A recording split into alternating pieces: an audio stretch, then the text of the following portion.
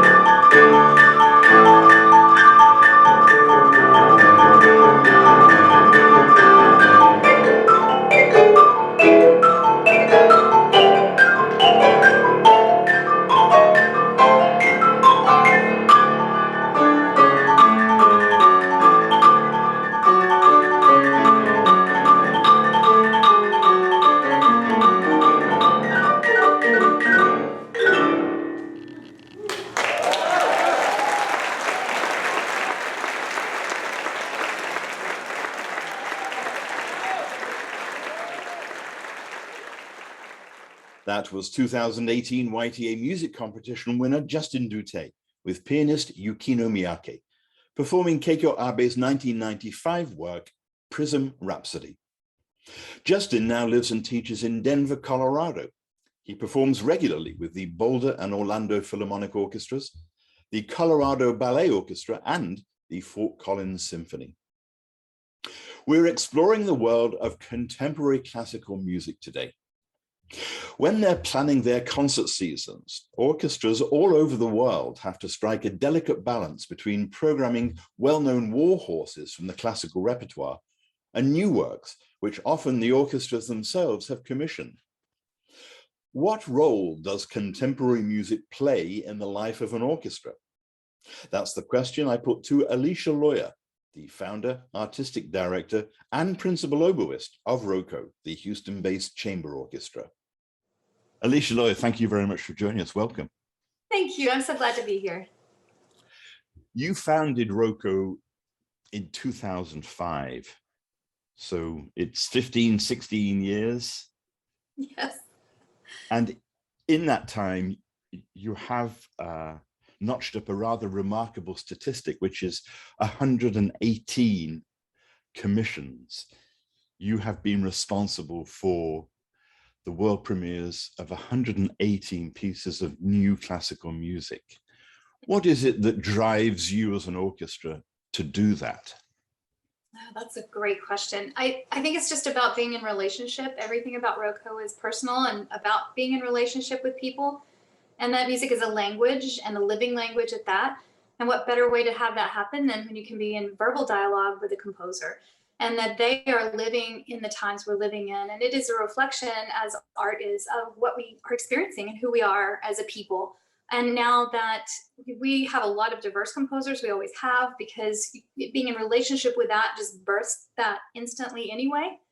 And there's nothing that has to be machinated when you already are in dialogue with that many different voices.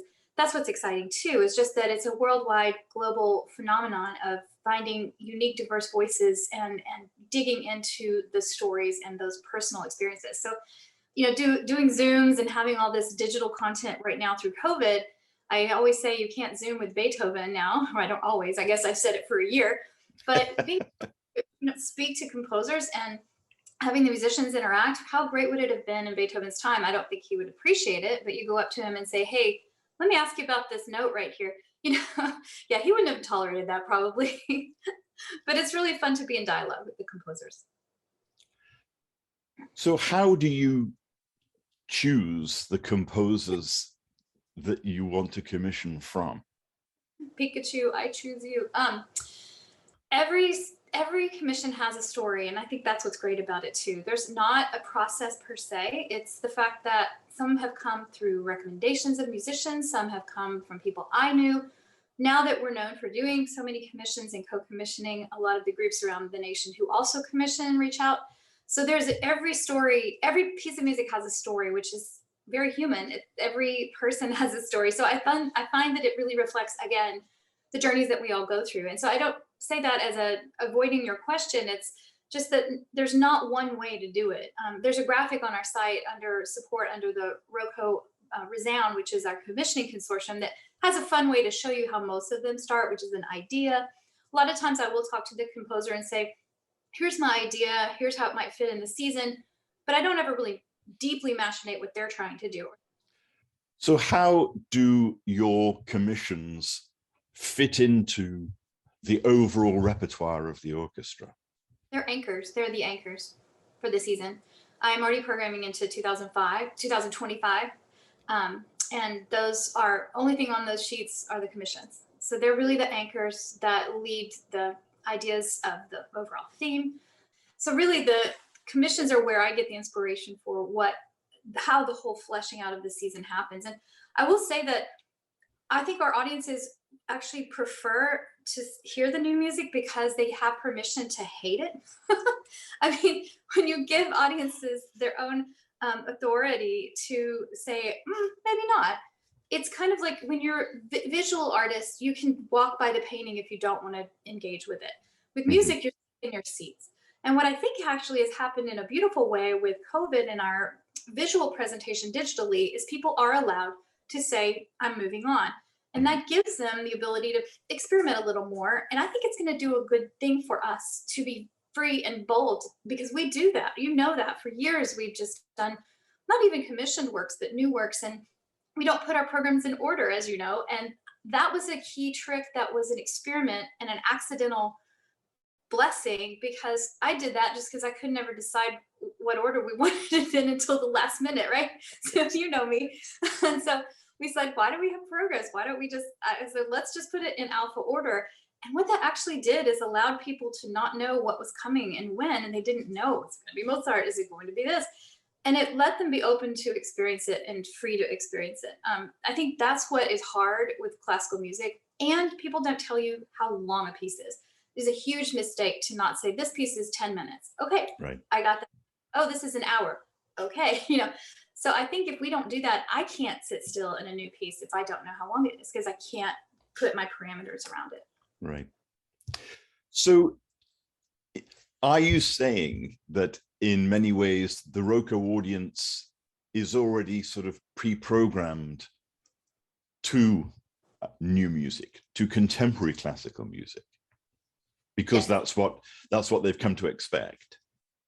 It's true, and yet we still put it, I think we've turned it on its head, where the surprise piece, we sometimes have a surprise, is a Beethoven piece or a piece that you wouldn't expect. But we also add, we have an app that people use, and we have commentary from Matt McClung, our principal percussionist, and he writes his commentary based on his reaction to a piece, that it's delivered in real time. Someone is, while he's playing, delivering it by the app.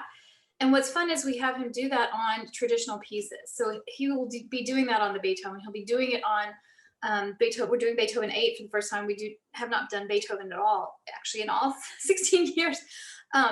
So he does that to kind of bring people. I think you need further engagement on pieces you think you know, because you tune out a lot more than new pieces where you're just trying to grasp what you're hearing. So finding that kind of extra layer, and it's not even, he's not delivering program notes, he's delivering commentary.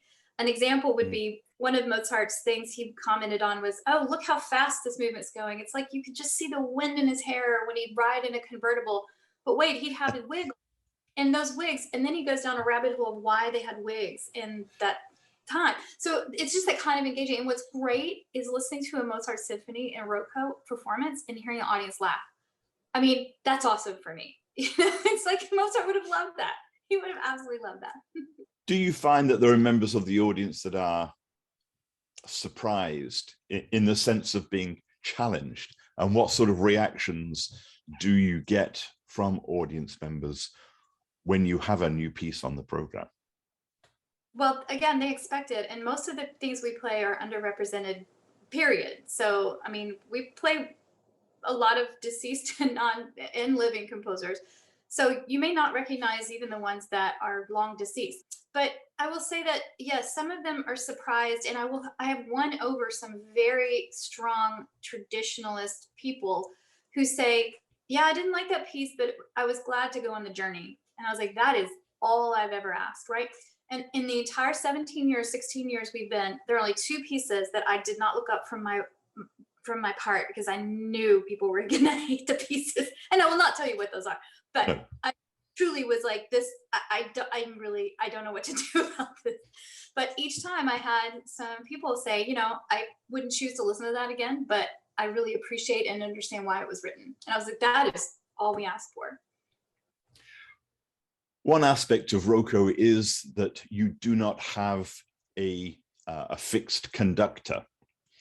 You bring in conductors from all over the world.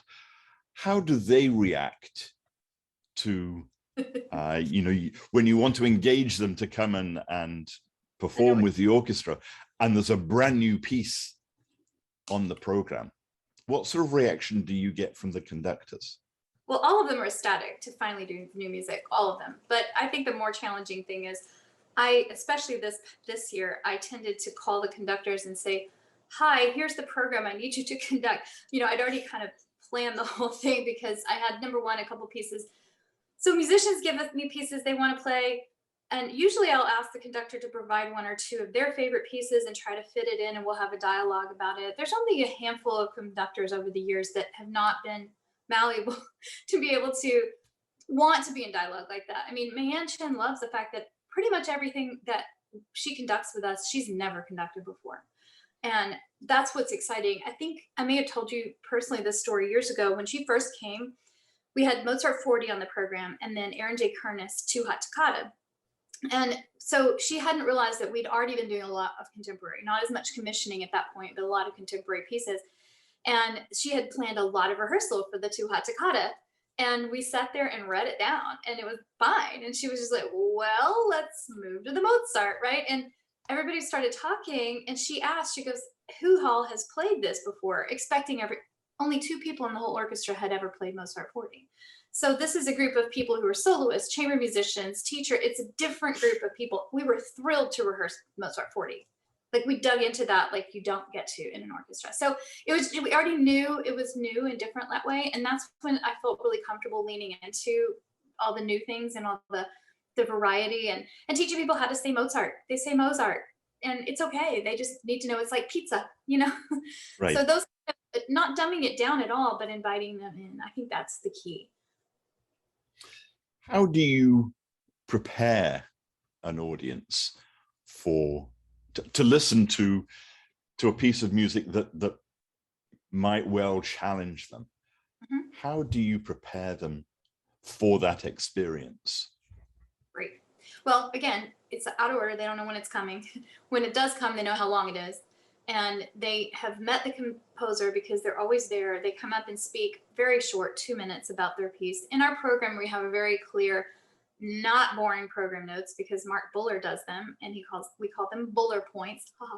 And he does them really, not colloquial, it's not, again, dumbed down. It's just interesting facts that you would want to read.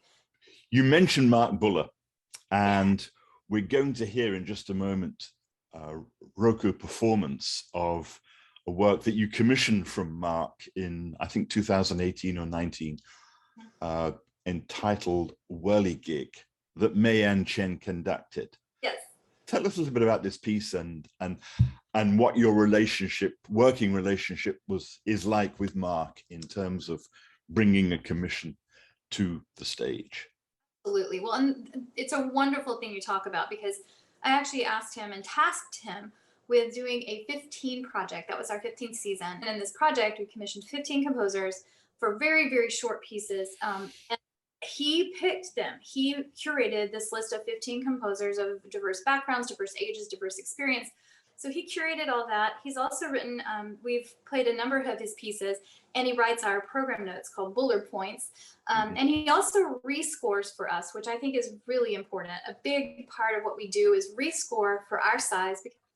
Well, look, Alecia, I am so grateful. I appreciate you taking the time to talk to us about all things ROCO, and best wishes. Thank you very much. We're going to hear Whirligig now. Perfect. Thank you. Thank you.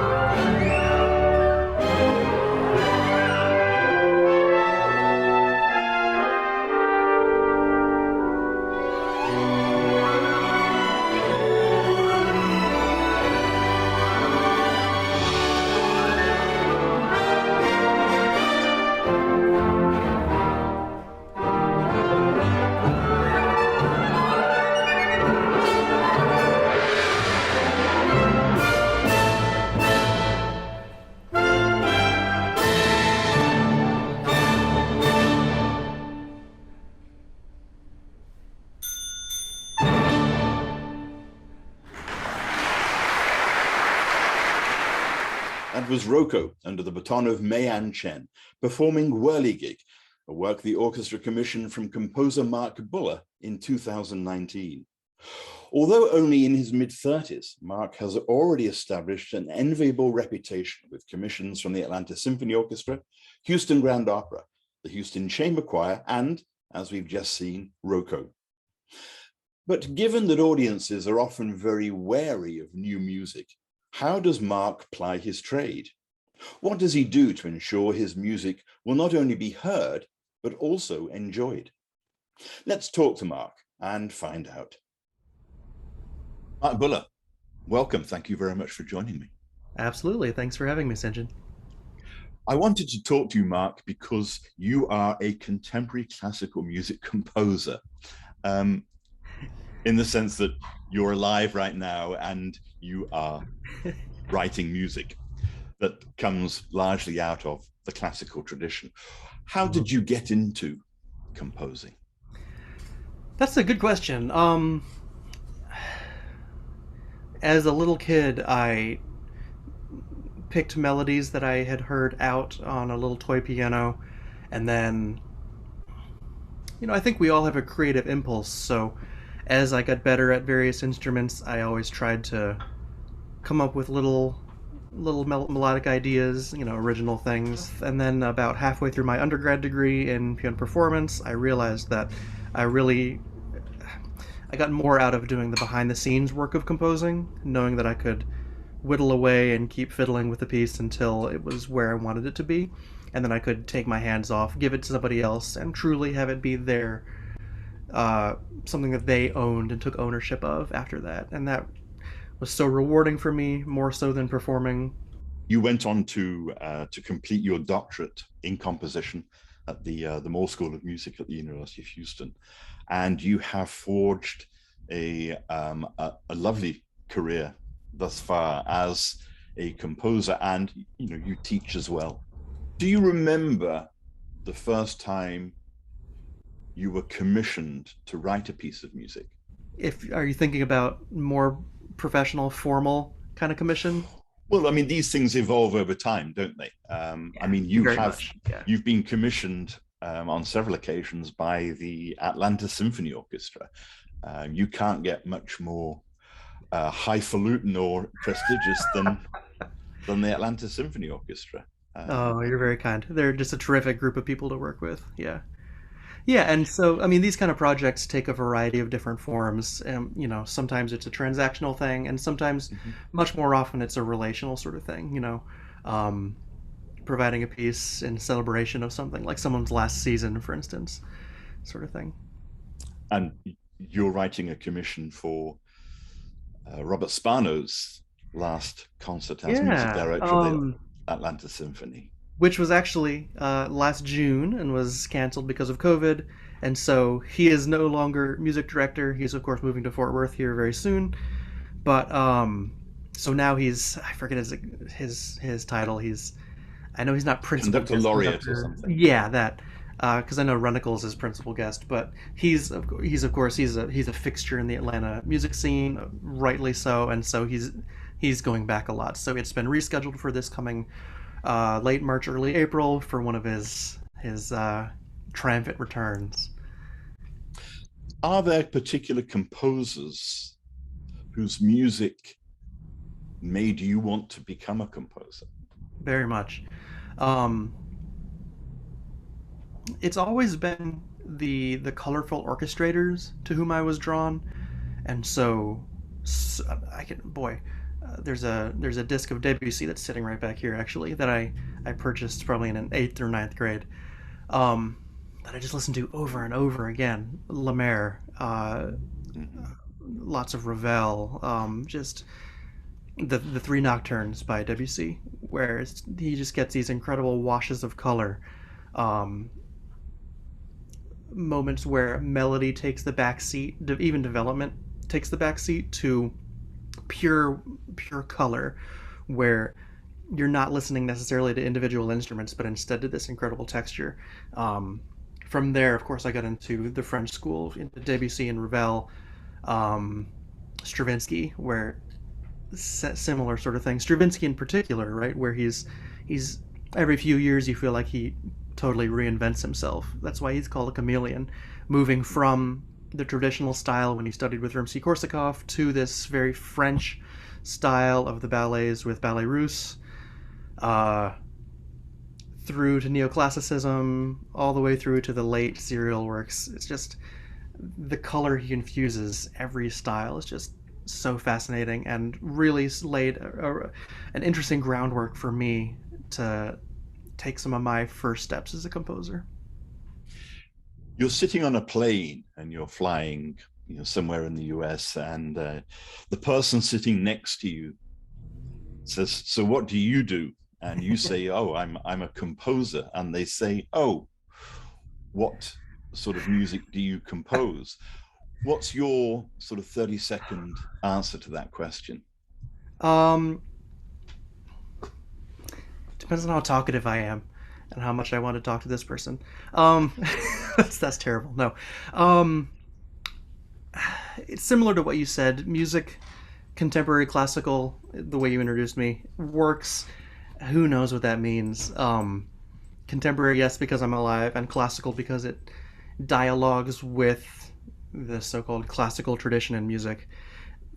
There's so many even kind of meaningless labels even within that, though, right? Like, even the word classical itself refers to both the historical music as a genre, even though it's still being created today, and the term I like to think of, which is music which dialogues with historical music. We either ignoring it or embracing elements, or writing for those traditional instruments or not. But even then, what classical music is music from approximately 1715 to around 1820. And there's my cat. Say hello, Anya. But additionally, the very reason we call it classical in the first place is because it harkens back to the goals of the Enlightenment, which is to reference classical antiquity. So what does it even mean? So by now I've thoroughly bored the person sitting next to me on the plane, and we both go back to our podcasts or naps. But it's basically that. It's music that dialogues with the tradition, the traditional Western teleology of music. You don't wake up in the morning and think, "Okay, I have to write a piece of contemporary classical music today." No, I wake up and think, "Oh, I got to get this piece done." No, I just have to write a piece, and I think younger composers, and certainly me 10 years ago now, you do think that. You think, "Oh, I have to prove myself. I have to write something that doesn't sound old-fashioned. I have to write something that sounds like me." And so many young composers spend so much time trying to cultivate a unique voice for themselves, in much the same way where when you hear Brahms, you recognize Brahms. When you hear Ravel, you recognize Ravel. There's important, and there's value to that. There's value to being recognized. I think a lot of times you can hear a piece by John Adams or a piece by Jennifer Higdon, certainly Michael Dougherty, Michael Gordon, David Lang, and certainly recognize that's who it's by. Same as if you see a Rauschenberg or Andy Warhol, you immediately know who it is. But no, I don't try actively to make something contemporary, because then it gets fussy, right? Then it gets performative, and I'm just trying to write music. So the way I think of it is I'm using the same tools as people have used for 1,000 years now, and I'm using the same building blocks that those people have used. I'm just putting them together in a way that makes sense to me, in a way that I've learned and developed and cultivated, in a style that I've cultivated, that tries to say something somewhat original and inventive, which doesn't retread any paths that have already been trod, but at the same time doesn't self-consciously try to be completely new and completely individual. I think there was a period of time where composers very much tried to do that. They tried to out weird each other, out original each other, and you can only go on with that arms race for so long, right? This is like the So 1960s. very much is, Yeah. where Nam June Paik and everyone. What's the piece in protest of the Vietnam War? The piece has never been performed, by the way. It consists only of this instruction: throw an anti-personnel bomb into the audience. Fortunately, it's never been performed, but I feel like you can't go much further than that, you know. So once I think people realized in the late '60s, early '70s that we'd gone about as far as we can go, um, in out weirding each other, people started to focus on what's something that kind of makes sense here, right? Not that that doesn't make Music. sense. Yeah, make music. That's not to say that that isn't music, but there's a limit to its expressivity. Expressivity. When you are writing, when you're composing a piece, are you thinking to yourself, will the audience like this? Yeah. Oh yeah. You're always thinking. I'm always thinking of the audiences. You'll see a lot of composers rightfully say they only compose for themselves, because if you try to please too many people, you'll end up pleasing nobody. Mm-hmm. And you have to be true to yourself and what you have to say. You always know that there's going to be someone who's upset, and this is the same with any field. I mean, comedy or food, right?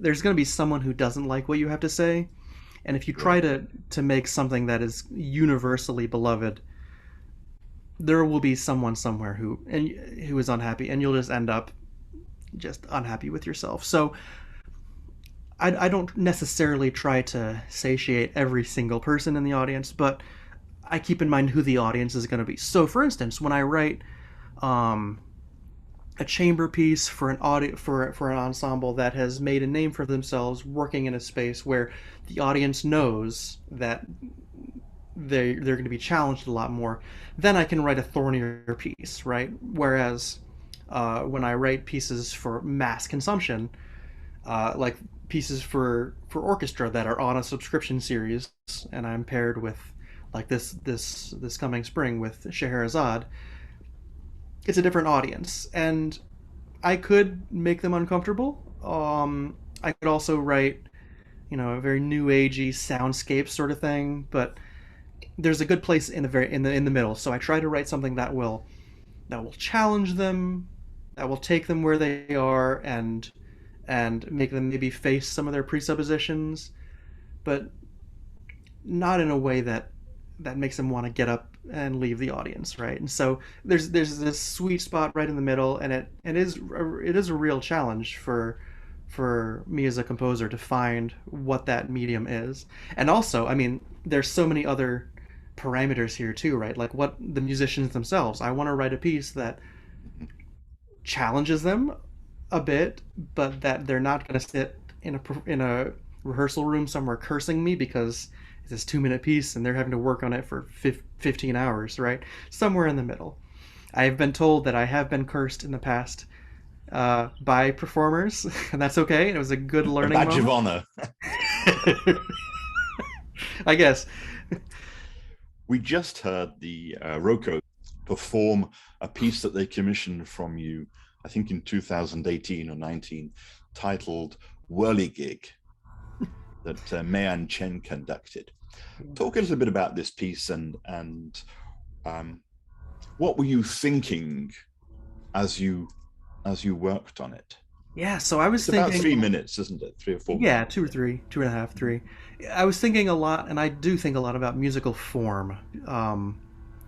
I think musical forms evolved in a way that mirrors our musical cognition as audience members. So the way we experience music, specifically something new. So you think about a big form like sonata allegro form. That's what you see a lot of times in the first movement of a sonata or a symphony. Take Beethoven's Fifth Symphony, right? The very first movement has 2 main themes. There's the fancy da da da da, very stern one we know, and then there's the contrasting one. Da da da da da da da da. They're complete polar opposites. Hegel put it this way, referencing art and literature and everything. Thesis and antithesis, right? These are two very much opposites. 19th century philosophers and estheticians in the old sense, not in the makeup sense, talked about. We're in Instagram era. They talked about it using the hero's journey framework. So here's the hero faced with a difficulty, and then how does that get resolved or not in the end? And so two themes are presented. Here they are. They battle it out. That's called the development, and then one wins. They're both in the same key at the end, and then either the sad or the happy ends it. And so that's kind of the story. And so I think that we're used to following the hero's journey, such that it is in all of our art, right? Every book we read, that happens. Protagonist versus him or herself versus nature versus society or culture. We're used to very much following that pathway. So I did a lot of thinking about what are some other pathways, neural cognitive pathways that we process art or information. And I got to thinking about, well, we process stand-up comedy differently. There's not the usual journey. There are little seeds, like a throwaway joke planted at the beginning of a stand-up set. And then frequently, toward the very end of this set, a good comedian will start referencing all of those things and then bring them all together at the end. And we have this moment of everything just coming together at once, right? So Broadway does this pretty successfully, and after decades of it, a little clunkily at this point, but so a musical that does it well is The Music Man. We have the barbershop quartet singing Light a Rose-O, and then there's Dream of Love, that Marion sings, and then both go together very nicely, and we have this moment, oh, those went together the whole time. John Adams does it in Star Wars, where John Williams does it in Star Wars. Woo! We're in contemporary music land here. Williams does it where, in some of the new movies, in the new trilogy, Luke's theme goes well with someone else's theme. I won't give away the spoiler, but if you layer them on top of the other, they go really well because both are using the Force or something. So I decided to write a piece that uses this comedy callback structure. So we start with this little tiny bit, just noisy craziness, and then add a little bit before that to put it in context, and then do the whole thing again, and basically create this thing backwards, so that we're always getting back into it, and the circle is getting bigger and bigger. Then we go to another section, the B section, that's just crazy. Someone's playing a break drum. They play a big, like, jazzy rock sort of breakdown sort of thing, and then it all just kind of falls apart, and then the comedian storyteller on the podium, whoever, gradually brings the whole thing back in. And just as a cherry on top, the whole thing is tied together by the most unusual of percussion instruments, a bicycle bell. Because why not? Just let the percussionist play the whole thing. I thought of that, again, as kind of a throwaway concept. Oh, it'd be fun to have a bicycle bell. The wonderful percussionist from ROCO, Christina Carroll, told me she spent many hours going above and beyond, like such a good percussionist, finding all these bicycle bells, which one speaks the best, which one is pitched, which one is tuned to the piece, the tone that works the best with what the rest of the orchestra is playing. In the end, brought 3 or 4 to me and said, which do you like the best? And that's one of those moments, like I was talking about earlier, where a performer makes it their own and goes so far above and beyond anything that I could have thought of. Oh, let's write for a bicycle bell. And then someone, goes to thrift shops trying to find a good bicycle bell. That's the rewarding and fun part of this whole thing. It's echoes of Gershwin's An American in Paris and the taxi horn. Horns. Absolutely. Or the San Francisco Symphony a few years ago played a piece by Mason Bates, who was their composer in residence, and he wrote a piece for, I think, Junkyard Door, and so the percussionist ended up going to junkyards, playing on car doors, which had to be a first for junkyards, I think. How musical is this, Chevy Impala car door? You have also, as a composer, you have also engaged with the tradition, if you like, in some of your works. We're going to hear one in just a moment. This is, I think, back from 2009, I believe. Right. Yeah. You set the famous text "O Magnum Mysterium," and in many respects, you can't get something more traditional than a text like that. Yeah, very much. Well, remember, it's like I said, we're using the same tools and the same soil to till, right? The question is, what's going to be the balance of tradition versus innovation or something new? And so it comes back to knowing the audience. Um, this was a piece that was performed in a chapel with a smallish chapel with a bunch of Benjamin West paintings. West famously was commissioned by King George III to create all of these paintings for George's chapel, and of course, when mental health issues kept King George from completing the chapel, these paintings were in the wind, and so they ended up in this chapel. And so, it was knowing the audience, it was knowing the space, it was knowing the performers, and knowing that I was writing such a historic text that meant a lot to me personally. That was such a beautiful text. O Magnum Mysterium means it's a Christmas Advent text. Oh, wonderful mystery and great sacrament that, forgive me as I misquote the Latin translation here, that that Jesus should be born lying in a manger surrounded by animals. Hallelujah. And so it is this meaningful traditional text. And so rather than doing something weird and strange and crazy, which could have worked really well with that, and it would have worked because it could have focused on the word mystery. Like, the word mystery can be strange and weird, but I was focusing on the other aspect of that as well. So, and that is kind of the benefit too of setting a text that has been set by so many other composers. For every traditional setting and every historic setting, of course, you can find a new strange setting. And that's the beauty of programming, right? A choir can do both back to back and show off different sides of the text. But yeah, this was me diving into the more traditional side of that text and seeing what kind of subtle things can I do in there. There are some subtle moments of really, really strong dissonance, honestly just as strong as the Whirligig piece for orchestra, but they're presented differently. So again, we're talking about using the same building blocks, the same ingredients. It's like a chef using a jalapeno in a creamy sauce, or presenting a whole thing uncut, raw, seeds and all, right? It's the same ingredient used two different ways. And so I did that same thing with dissonance. You're a musical chef. I just need a hat, right?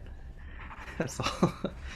Well, we're going to hear now a performance of your O Magnum Mysterium. This is the Houston Chamber Choir, recorded, I think, in December of 2020.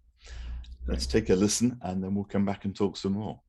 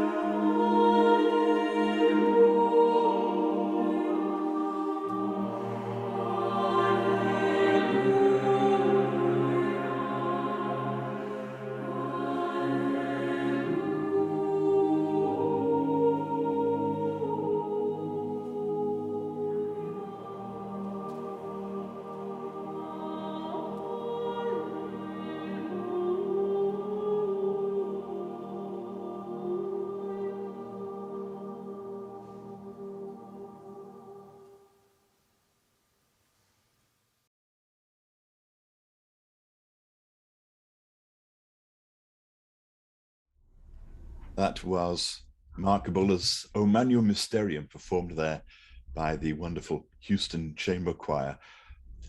What would you say to somebody who loves classical music and loves going to to hear a symphony concert or a chamber orchestra or what have you, but they are reticent about new music, music that is not Beethoven or Mozart or Tchaikovsky? I totally understand and empathize. New music, and by this I mean unfamiliar music, just like anything unfamiliar, can be a real challenge. It can pose a unique set of challenges. It can be scary, it can be uncomfortable, and that's precisely why I think we need to spend more time with it, right? Someone did a study about neurological and cognitive health as we age, and by that I don't mean get old, I mean as we progress at any age. And we're used to seeing the studies that say things like do crossword puzzles and Sudoku, and that'll decrease your risk of dementia or Alzheimer's. But recent studies have said listening to new or unfamiliar music is similar, because your brain has to build that neural pathway. Every time you listen to something new, your brain builds a new neural pathway. When you listen to something that you know and that you recognize, the signal is going down a familiar path. And sure, you're strengthening something that was already there, but you're not having to build that new path. And somehow, as I understand it, the action of doing something new like that is incredibly healthy for our brains. So, I mean, number one, that. I know that comes across kind of like eat your vegetables, which is less than the best sales pitch ever, but it is important. Another is, honestly, we never know what we might be missing out on. And I know it may be a generational thing, the fear of missing out. I don't want to ever close my ears to something, to an experience or to a book or to a movie or to a piece of music or even a whole genre, right? That might provide something that gives me lasting joy. For every 9 scary, contemporary, modern, weird pieces, you never know when the 10th might just be the thing that blows you away and that you have to keep going back to. That's been a little bit of my experience teaching music appreciation. And so, boy, I've taught the class something like 30 times now. It's amazing to me from almost a scientific point of view, because the kids who take this class are almost a control group. Many of them, and even most of them, have never even heard of Mozart or Beethoven, which surprised me, right? But it made for a great control group, because I could gauge their reactions and their responses to all of this music. They didn't know yet that modern music was supposed to be scary and ugly. It's not, spoiler alert, but to them, music is music. And so it is fascinating, because different personalities latched on to different pieces or styles. Some people, I expected everyone to really love Haydn, Mozart, Beethoven, and the Romantics, and many did, but so many really, really loved plain chant. Some really loved Baroque music, which I thought would be kind of a challenge for them, and more than I ever expected. So the majority of the class really loved Stravinsky's Rite of Spring, Varese, Poème électronique, the first important, in my opinion, piece of electronic music. Pieces by Sariaho, Berg's Wozzeck, which is a piece that delves into this Freudian psyche, superego, and id space. All because they weren't coming into it with these preconceived notions. I think the reasons many people are hesitant to try something new is because for several generations, it was expected for people to like or at least appreciate music and art that was discordant, that didn't sound good in a traditional way. I completely understand that. I listen to Schoenberg and Webern, not often and not necessarily for fun, but often because every time I listen, something new comes out. Mhm. So I always encourage people to think of music as not as this aural wallpaper or something to relax you, although sometimes it can be that, right? Wanted to write furniture music, wallpaper music, but sometimes we have to listen to something that's going to challenge us and maybe make us a little bit uncomfortable because art should challenge us, right? And I realize I'm the runaway train of thought here, but there's music, like all art and like all culture, doesn't exist in a vacuum. The reason a lot of this music went to this darker place from say the 40s to 60s was because culture and humanity went to a darker place in that period of time. Um, Mhm. we look at music of the early 20th century, and there's an optimism there, right? And then World War One hits, and you see this sudden turn to neoclassicism because people are looking for order in an orderless world. How could you use mustard gas? I don't understand why so many people had to die.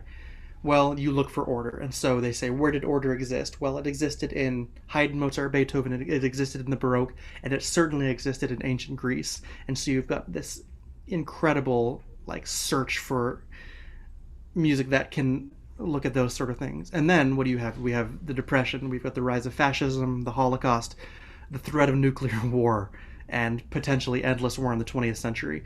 We had despots like Hitler and Mussolini co-opting Beethoven and Bach and even Verdi for their own means, right? And we had Beethoven's Ninth Symphony, an ode to humanity and to humanism, being co-opted by the Third Reich.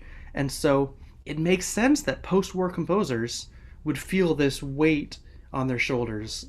I don't want to be co-opted by the regime of 100 years later, right? Right. And so we have this moment where, sure, no one's going to co-opt Stockhausen for any despotic regime. I hope, because man, that would be a challenging couple rallies to see on the news. Right. Sipus played at a rally, but I mean, it's music of the space age, right? Atonality, music with no musical gravity, music that just floats, parallels music of the space race. And I Mhm. think that can't be just a coincidence. That has to there has to be a reason. So, and then yeah, I'm giving a really quick 20th century history lesson here, but we That's start to okay. see the rise the rise of postmodernism in the 70s and 80s, and that's when we start to see composers turn to popular music. We see the rise of Bang on a Can, music of the early 21st century, bringing in the kind of electronics that we had only seen in techno and electronic dance music, making their way in a way that makes total sense. Music of historically repressed people. We're seeing fascinating operas by LGBT, by trans composers, by people of color, by Asian Pacific Islander folks, by all sorts of things, right? And so, all that to say, none of this art exists in a vacuum, and the more we can understand about the the composers and the time in which it was composed and overriding mentalities and those composers' reaction to the times in which they lived, the better we can understand and appreciate the piece. Mark, look, thank you very much for taking the time to talk to me. It's My pleasure. fascinating to hear about contemporary classical music from the mouth of somebody that writes it. Oh, please. Well, it's an honor to be here, and it's a pleasure to talk to you always. Thank you very much, Mark. Thank you. Mark Kabulla, like many composers writing new music today, is continuing the classical tradition begun centuries ago, but also refining it so that it develops, moves forward, and breaks new ground. That impulse to do something new is also what motivates composers who might be described as experimental, composers seeking to push the envelope of the classical tradition. Among them is Misha Penton, a soprano, composer, and director, whose work centers around what she calls vocality. We'll meet Misha in just a minute, but first, let's watch a video performance of her Micro Requiem, a piece she created in 2020 as a response to the COVID-19 pandemic. It's a work inspired and informed by Mozart's famous Requiem, a glorious setting of the Catholic Mass for the dead.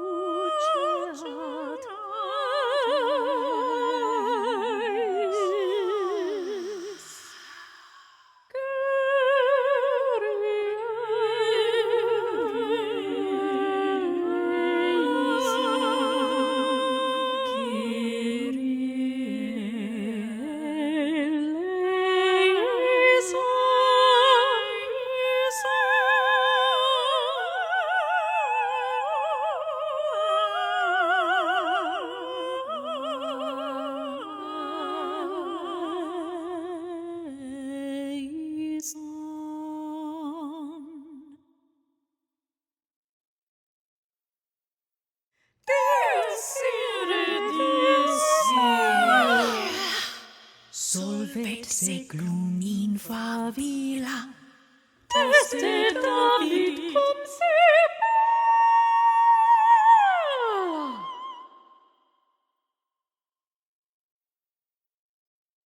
Domine Jesu Christe, Rex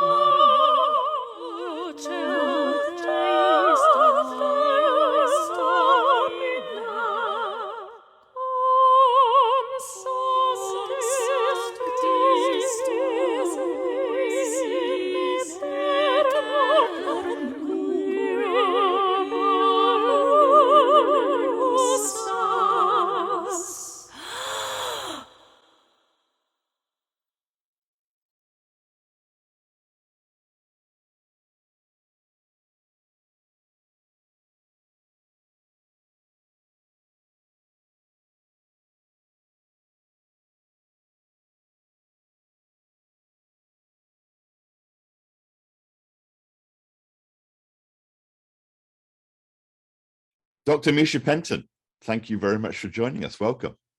Thank you. Thank you for having me here. We just heard your creation, Micro Requiem. How would you describe this? It's really in the tradition of miniatures, and it was something that started as and experiment during sort of the main part of our pandemic kind of lockdown period. And I started experimenting with little snippets of the Mozart Requiem and layering my voice into that and my composition into that. So it's meant as a micro version of the big piece in sort of these bite-sized morsels. And I released it originally daily leading up to All Souls in 2019 as the movements, and then all the movements together as a 4-minute piece as the culmination of the project. And that's how I think of it now, as actually a 4-minute piece of 6 movements. And what is the role within the composition of the video element? I'm really interested in movement and voice and the body and voice and the way poetry and the way poetry moves through the body on the voice.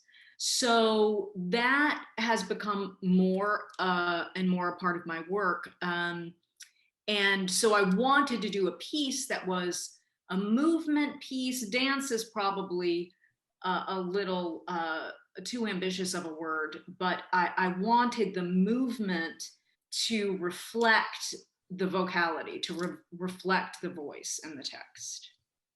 You use the word vocality there, and you recently completed your PhD at Bath Spa University in the UK.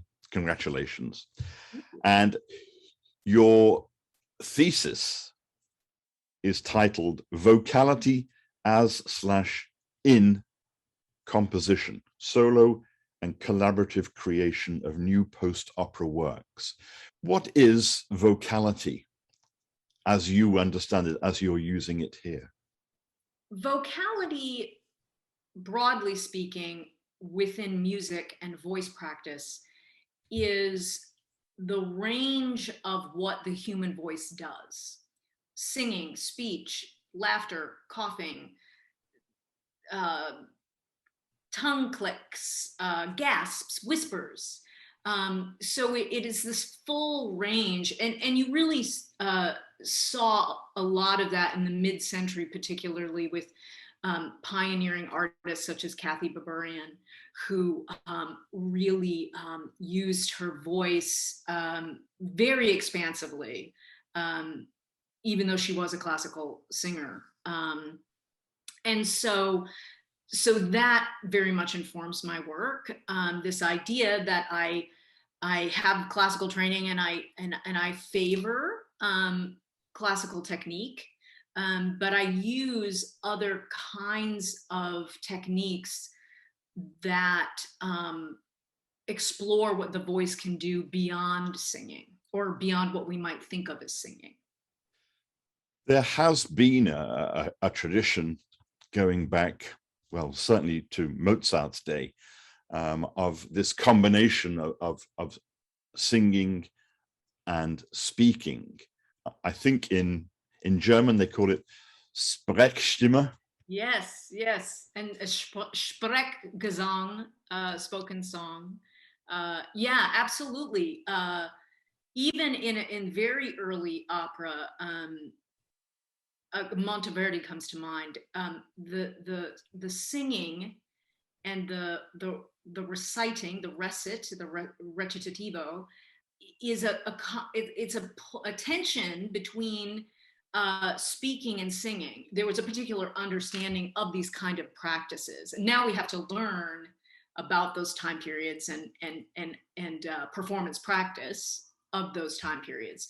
But absolutely, there is this those kind of recited quasi-sung bits that you hear in opera are very influential in the kind of work that I do. And I very much favor in my work the inflection of natural speech that then extends into singing and into pitch or out of pitch. Coming into and out of concert pitch is something that I've been exploring a lot of lately. Singing and then coming back into something that's more like speech. You also, in the title of your thesis, use the word post-opera. And I know that this is something that is central to your creativity right now. What do you mean, or what does the world mean by post-opera? Yeah, I borrow this term from a scholar, Yelena Novak, who talks about post-opera as not really being something after opera or an interpretation of the traditional canon, the Western canon.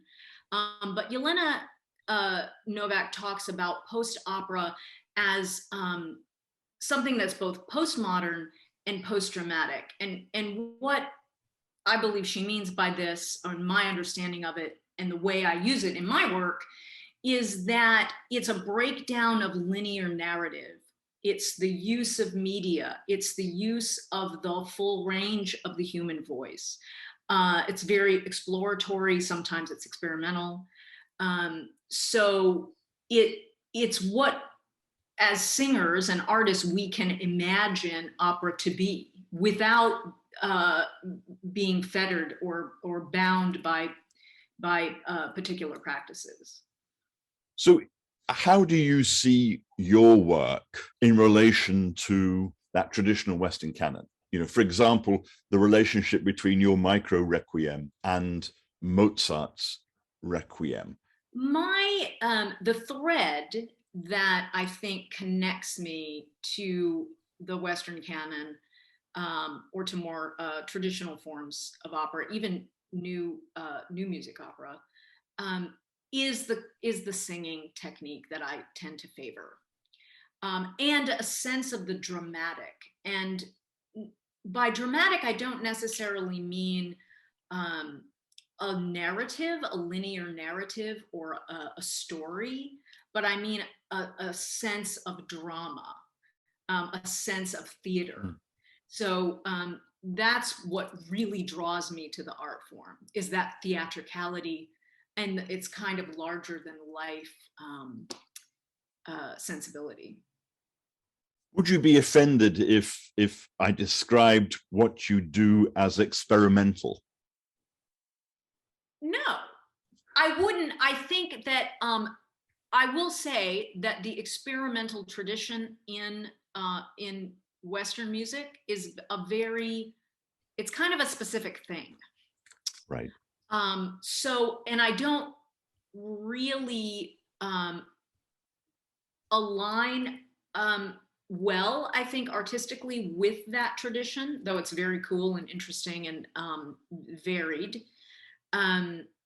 But what I do is definitely experimenting and experimental in a general sense. Absolutely. Yeah. We're going to hear a piece in just a moment of yours titled Softly Over Sounding Waves, which is from a work that you created, I think, back in 2010, titled Selkie, a Sea Tale. This does have more of a narrative. Tell us about that. You worked with composer Elliot Cole, and I think, if I'm not mistaken, the libretto is your own poetry. Yeah. So I did a number of projects with composers where I spearheaded the project and wrote the libretto of several monodramas, really, for voice and small ensemble. And Selkie was the first one. And I did work with Elliot Cole and wrote a very poetic, romantic, with kind of a capital R, libretto. It's not super narrative. It's kind of evocative of the Selkie tales from the the northern reaches of the British Isles, which tell of half human, half seal creatures.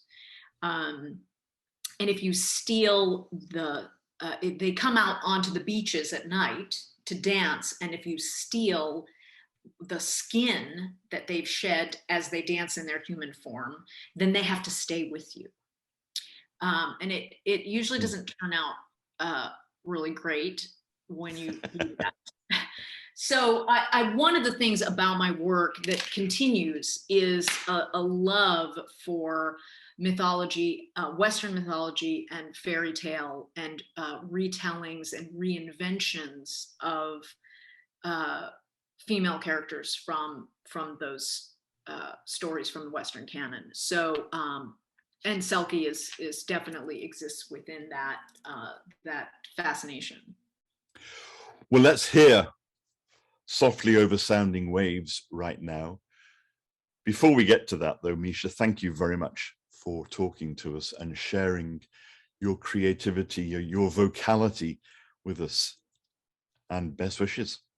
Thank you. Thank you so much for having me.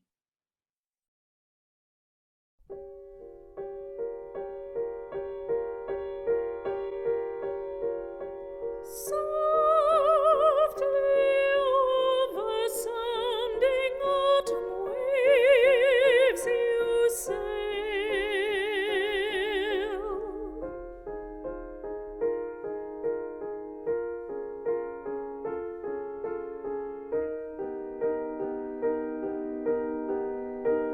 The scent of your neck against my face, a memory of sea stars, anemone, and sugar mornings.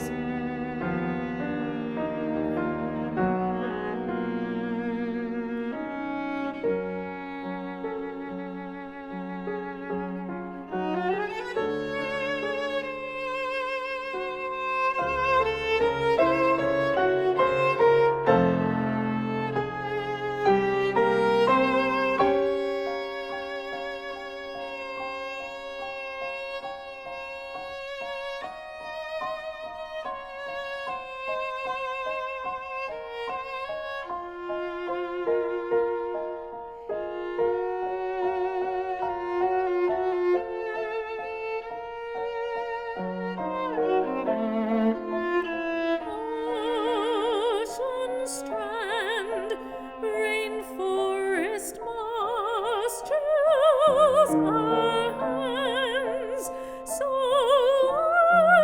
lightly touching.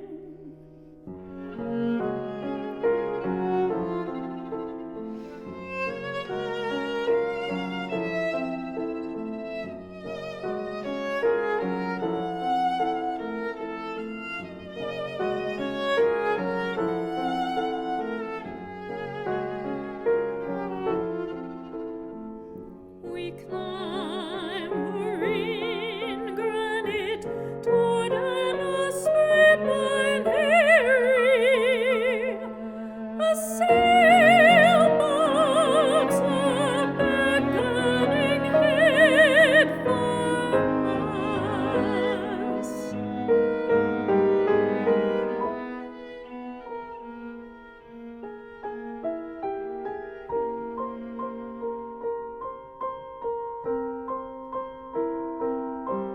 Seduction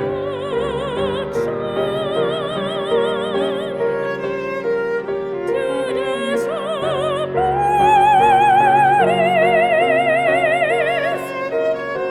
against his active stone, and join her in the valley's singing.